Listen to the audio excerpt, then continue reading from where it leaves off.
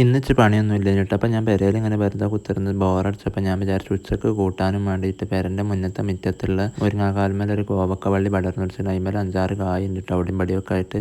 അപ്പോൾ അത് പറിച്ചാട്ട് കൂട്ടാൻ വെക്കാൻ വിചാരിച്ചേ.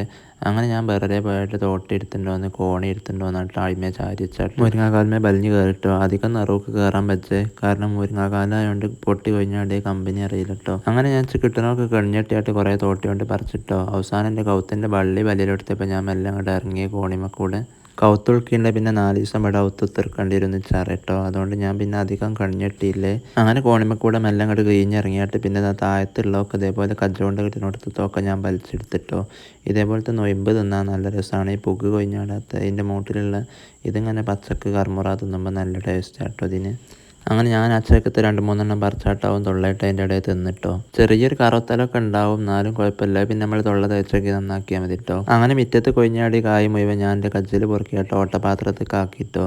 കായിൻ്റെ ഇതിലേറെ കൂടുതൽ ഇല കൊഴിഞ്ഞാടിയെന്ന് തോന്നുന്നുണ്ട് കേട്ടോ. ഇല വേണമെങ്കിൽ താഴ്ചയും ചെയ്യാം. ഇന്നിപ്പം നമുക്ക് അതിൻ്റെ ആവശ്യമില്ല കേട്ടോ, അതുകൊണ്ട് ഞാൻ എടുത്തില്ല. അങ്ങനെ കായൊക്കെ പറിച്ചാൽ കഴിഞ്ഞിട്ട് പിന്നെ അങ്ങനെ മേപ്പെട്ട് വെക്കുമ്പോൾ അതിൻ്റെ ഇടയിലൊക്കെ അവിടെയും പടി ഓരോന്നങ്ങനെ ഒളിച്ചാട്ടി നിൽക്കുന്നുണ്ട് കേട്ടോ. അപ്പോൾ അതും കൂടി ഞാൻ പിന്നെയും വലിച്ചുണ്ടാക്കി. പിന്നെ മുറ്റത്ത് കൊഴിഞ്ഞാടി ഇല മുഴുവൻ അടുക്കാട്ടും പാളും ചോലും എടുത്തിട്ടുണ്ടോ എന്നിട്ട് അടിച്ചേരി തുടച്ച് നന്നാക്കിട്ടോ. ഇത് കണ്ടോ നിങ്ങൾ, കോവക്കൻ്റെ ഇതിലേറെ കൂടുതൽ ഇല കൊഴിഞ്ഞാടിയെന്ന് ഞാൻ വെറുതെ പറഞ്ഞല്ല കേട്ടോ. ഇത് കാണുന്നുണ്ടോ നിങ്ങൾ? അത് മുഴുവൻ അടുക്കാട്ടും പാളയൊക്കെ ഒരു കൂട്ടായിട്ട് മുറ്റത്തുള്ള തെങ്ങന്തഞ്ചിൻ്റെ മരട്ടൊക്കെ ഇട്ട് കൊടുത്തിട്ടോ. പിന്നെ നേരെ പോയത് മുറ്റത്തുള്ള ചീരാപറങ്കികളുടെ ചോട്ടിക്കാണ് കേട്ടോ. അയിമെന്നാണെങ്കിൽ പോത്തവും പച്ചയൊക്കെ ആയിട്ട് 4-5 കായ് ഞാൻ പറിച്ചിട്ടോ. അതാണെങ്കിൽ ഒരു ചാവാലി തെജ്ജാണ്, നീച്ചെടുക്കാൻ പറ്റാത്ത കോലത്തിലായിന് കേട്ടോ. പിന്നെ നേരെ തോട്ടി കൊണ്ടായിട്ട് നമ്മളെ വിറക് എടുത്ത് വെച്ച്. അപ്പോൾ ഇതാണ് നമുക്ക് കിട്ടിയ കോവക്ക. ഇത്രയും കോവക്ക അപ്പോൾ ഞാൻ കണിഞ്ഞെട്ടി പറിച്ചുണ്ടാക്കിന് കേട്ടോ. കൗത്തിൻ്റെ വള്ളി കണിച്ചാൽ ഇപ്പത്താ കോവക്ക കുറേ കിട്ടിയില്ലേ. അങ്ങനെ കോവക്ക മുഴുവൻ തേച്ചൊക്കെ നന്നാക്കിയിട്ടോ. അതിനുശേഷം ഞാനൊരു പലട്ടായിട്ടൊരു കത്തിരുത്തായിട്ട് അവിടെ കുത്തിരുന്നാട്ട് മുഴുവൻ വെട്ടിമുറിച്ച് നന്നാക്കി. ഇതധികം മൂക്കാത്ത കായ് ആയതുകൊണ്ട് എരിയാൻ നല്ല സുഖം കിട്ടോ. കട്ടില്ലാതെ എരിഞ്ഞാൽ വേഗം വേവ്. നല്ല കട്ടിയിലും കനത്തിലും ഒക്കെ എരിഞ്ഞിട്ടുണ്ടെങ്കിൽ എത്ര ആയാലും വേവില്ല കേട്ടോ. അതിനാണെങ്കിൽ തെല്ലവും വേറും ചിലവാകുവേ. അപ്പോൾ പിന്നെ നമ്മൾ തളച്ച ഭാഗത്ത് അരിൻ്റെ അരി ഇങ്ങനെ മേപ്പെട്ട് നോക്കി കുറേ നേരം അത് വേവിച്ച് കാത്തുത്തിരിക്കേണ്ടി കേട്ടോ. അങ്ങനെ ഞാൻ വെട്ടിമുറിച്ച് നന്നാക്കണതിൻ്റെ ഇടയിൽ കൂടെ താറാവൾ അവിടെ എത്തിട്ടോ. ഐറ്റങ്ങളെ ചാരത് ഐറ്റക്ക് തിന്നാനുള്ള ആയിരുന്നാണ്. പൈസ ഇല്ലാത്ത പോലെ ഇറച്ചിക്ക് നോക്കിക്കണ അരി ഇങ്ങനെ കുറേ നേരം മണപ്പിച്ചാട്ടി നിന്നിട്ടോ. പക്ഷേ കിട്ടില്ല എന്ന് കണ്ടപ്പോൾ മെല്ലട് വലിഞ്ഞു പോയേ. അങ്ങനെ ഞാൻ മുഴുവൻ നുറുക്കിയിട്ട് ഇതേപോലെ ആക്കി ഉണ്ടാക്കിയിട്ടുണ്ട് കേട്ടോ. മുഴുവൻ വെട്ടി നുറുക്കിയില്ല കേട്ടോ, കുറച്ച് ബാക്കി ഉണ്ടായിന് ഫ്രിഡ്ജിലേക്ക് എടുത്ത് വെച്ചിട്ടോ. ബാക്കിയുള്ള പിന്നെ ഉണ്ടാക്കാമെന്ന് കരുതിയിട്ട് ഇനിയിപ്പോൾ ഇത് അടുപ്പത്ത് വെച്ച് ഉണ്ടാക്കുന്ന വീഡിയോ അടുത്ത വ്ളോഗിലിടും കേട്ടോ. അങ്ങനെ നമ്മളെ കോവക്ക മുഴുവൻ വെട്ടി നുറുക്കൽ കഴിഞ്ഞിട്ട് ഇനിയിപ്പോൾ കൂട്ടാൻ വെക്കാൻ വേണ്ടി ഒരുങ്ങാണ് കേട്ടോ. ബാക്കിയുള്ള ഫ്രിഡ്ജിലേക്ക് കൊടുത്ത് വെച്ചിട്ടോ. അങ്ങനെ പിന്നെ ചീരാപറങ്കികളൊക്കെ എടുത്ത് സെറ്റാക്കി രാവിലെ പൊട്ടിക്കിടാൻ വേണ്ടി പൊളിച്ച് ഇനി ഒരു തേങ്ങ ഒരു ബാക്കി ഉണ്ടായി കേട്ടോ. അപ്പോൾ ആ തേങ്ങ എടുത്തായിട്ട് നേരെ ചിരമേ കൊണ്ടായിട്ട് നല്ലോണം ചിരണ്ടി എടുത്ത് അങ്ങനെ ഒരു തേങ്ങറി മുഴുവൻ ചിരണ്ടി പിന്നെ വെളുത്തുള്ളി തൊലിച്ച് നന്നാക്കി പിന്നെ ചീരാപറങ്കികളും ആ 3 കൂടി കൂട്ടിയിട്ട് ഒരു ബസ്സിൽ ഇട്ടിട്ടോ. പിന്നെ നേരെ അടുപ്പത്ത് തീ എത്തിച്ചാൽ വേണ്ടി ഒരുങ്ങലെടുത്തിട്ടോ. ആദ്യം തന്നെ വെളുക്കമേ തീ എത്തിച്ചിട്ടതാ. പിന്നെ നേരെ ചേർമെന്ന് ഓലോടി കെട്ടുന്ന 2-3-4 കൊടി ഇങ്ങോട്ട് വലിച്ചെടുത്തിട്ടോ.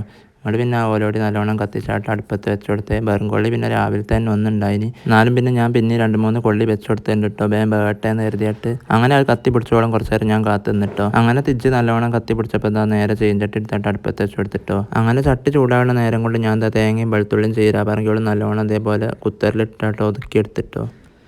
അങ്ങനെ ചട്ടി ചൂടായി വന്നപ്പോൾ പിന്നെ നേരെ ഞാൻ നീച്ചാട്ടതായിക്ക് കുറച്ച് കടുകുമണി ഇട്ട് കൊടുത്തിട്ടോ. കടുകുമണി ഇട്ടാട്ട് പിന്നെ നേരെ അതേപോലെ കോവക്ക എരിഞ്ഞ ചായക്ക് എടുത്തിട്ട് പിന്നെ നല്ലോണം ഇളക്കി കൊടുക്കലെടുത്തിട്ടോ. തലങ്ങും പെലങ്ങും നല്ലോണം ഇളക്കി ആ എണ്ണ ഒക്കെ നല്ലോണം താവണവരെ ഇളക്കിയിട്ടോ. പിന്നെ കുറച്ച് ഇപ്പം പൊടി ഇട്ടിട്ടോ. പിന്നെ കുറച്ചൊന്ന് പാടി വന്നപ്പോൾ നമ്മൾ തേങ്ങ ഒതുക്കി വെച്ചിട്ടുണ്ടാവില്ലേ, അത് നേരേക്ക് എടുത്തിട്ട് പിന്നെ അതും ഇതേപോലെ നല്ലോണം ഇളക്കിയെടുത്തിട്ടോ. അങ്ങോട്ട് പിന്നെ ഒരു നേർമ തീയിൽ ഇങ്ങനെ നല്ലോണം വേവിച്ചുണ്ടാക്കി കുറച്ചൊന്നും അധികം തിരിച്ചെത്തിച്ചാൽ നല്ലതാട്ടോ. എന്താ വെച്ചാൽ അല്ലെങ്കിൽ ഒരു പുകവയ്ക്കലുണ്ടാവും കേട്ടോ. പുക വെച്ചിട്ടുണ്ടെങ്കിൽ പിന്നെ ഒരു കൂട്ടാനും നന്നാവില്ലേ. പിന്നെ നമ്മൾ ഇടയ്ക്കിടയ്ക്ക് ഇങ്ങനെ ഇതേപോലെ നല്ലോണം ഇളക്കി കൊടുക്കണം കേട്ടോ. എന്താ വെച്ചാൽ അത് അടി പിടിച്ചാനും ചാൻസ് ഉണ്ട് കേട്ടോ. അടി പിടിച്ചിട്ടുണ്ടെങ്കിൽ പിന്നെ അതും നന്നാവില്ല. നമ്മൾ കൗത്തിൻ്റെ വള്ളി കണിച്ചിട്ട് വലിച്ചത് മുഴുവൻ വെറുതാവും കേട്ടോ. പിന്നെ നമ്മൾ ഇപ്പോൾ മുളകൊക്കെ ഉണ്ടോയെന്നൊക്കെ ഇടയ്ക്കിടയ്ക്ക് നോക്കിയെടുക്കണേ. ഇടയ്ക്കിടയ്ക്കല്ല ഒരട്ടെങ്കിലും നോക്കിയെടുക്കുക കേട്ടോ, തൊള്ളക്ക് ചാതുണ്ടോയെന്ന്.